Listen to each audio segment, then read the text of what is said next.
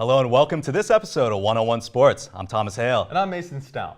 March is here, and with that, March Madness. But before we get into that, Thomas and I are going to kick things off with the quick hitters.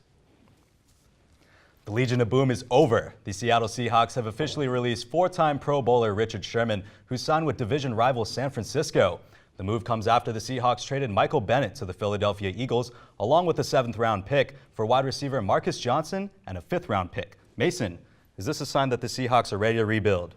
Well, if they're trying to rebuild, they're doing it wrong because they have a potential MVP quarterback in Russell Wilson Which still is why I under think center. they're just focusing on the defense, rebuilding that defense. Well, the Legion of Boom's definitely over. Doesn't mean you can't have a new one. I'm surprised that they're letting people go within the division. That's shocking Especially to me. to San Francisco. Richard Sherman said right after signing that he is excited to play the Seahawks and beat them. I mean, Something who to wouldn't worry be? about. Absolutely. Because it's so easy to hate the Seahawks. It's so easy. It's so easy to hate Pete Carroll. It's not easy to hate Russell Wilson. Which stinks. I love seeing the rest him of on that those team. Seahawks. It's just something so much fun to beat them. And I like that he said it because now it's going to create a little bit more of a rivalry. Yeah, in I a missed division. that rivalry too when Kaepernick was playing there. Certainly, absolutely. It's great that the NFC West, after a couple of down years, Legion Boom has always been great. Right. But a lot of that Been division stagnant lately, I think, which is kind of why you can tell that they wanted to rebuild that defense. One game in particular, last December against the Rams. 42-7 loss. They were down 34-0 by the first half to the Rams. Todd Gurley averaged 7 yards per carry. No one should be doing that on the Seattle Seahawks. What the Seahawks need to do is rebuild that offensive line because, my goodness, Russell Wilson, give him some protection and he will be an MVP. You know how mobile he he's going to is, be hurt. and he cannot afford getting hurt. Not at Especially all. after getting rid of their defense. But if they're trying to rebuild, they're doing it wrong. Okay. They're doing it wrong. Absolutely.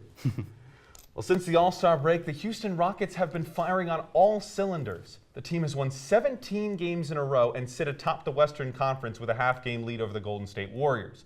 With how well the Rockets have been playing lately, although, Thomas, they did lose a game, can they take on the Warriors and knock them out? They're absolutely capable. So, look, they lost a game, but they've won 2 in the same season. Season opener was a tight one, 1-point win, but then they won by 12 back in January. The Rockets are ready to make a run at the Warriors, and no other team that I've seen is more prepared than this one. I have not seen a team this prepared to take on the Warriors, including any of the Cavs teams that have faced them in Even the the one that won. Not even the one that won, because that team I did not think was that good. It was shocking when they came back from that 3-1 deficit. Shocking to me. This Rockets team is ready. Yeah. Do I think they're going to do it? No.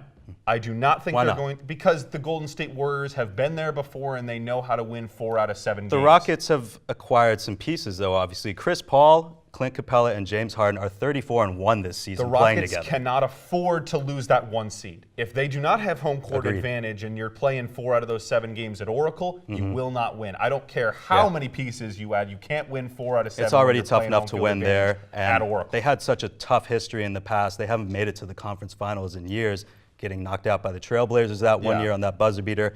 A lot of small games that they potentially could have won. They're hungry now, though. Both teams at full strength. I'm taking the Warriors. Any injuries come up. Yeah. Any injuries for either team, and it entirely tips the scales, though. I say that Eric Gordon and Luka Mbamute are going to be key factors. Their defense has been outstanding for the Rockets this year. They'll be able to cover a lot of those Warriors. And that's the difference, is that the Rockets can defend. Finally, the Rockets can defend. But if they can't hit threes on a ridiculous rate, they're also not going to beat the Warriors. Same with the Warriors as well, though. True. It's going to be a good game to watch.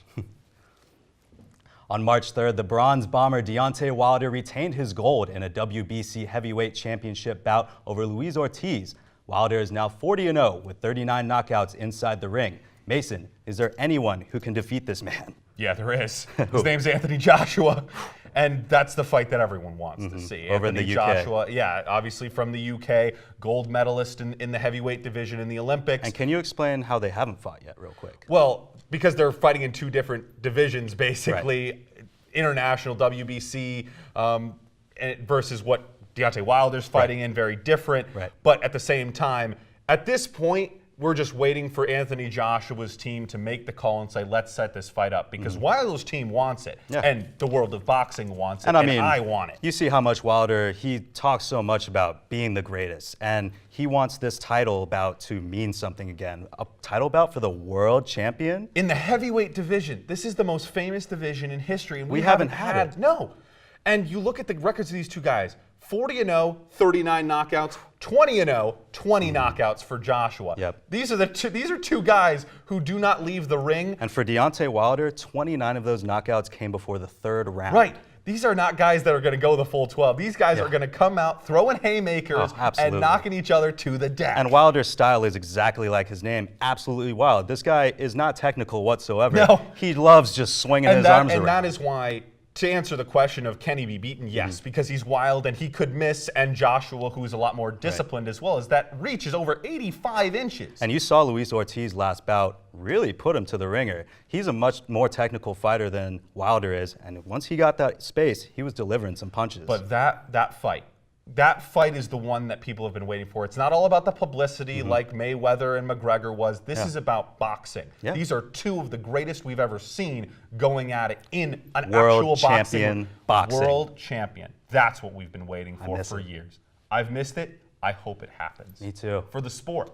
For the sport of boxing. Well, that's all the time we have for this quick hitter. But when we come back, I'll be back at the desk to talk some March Madness with our March Madness experts.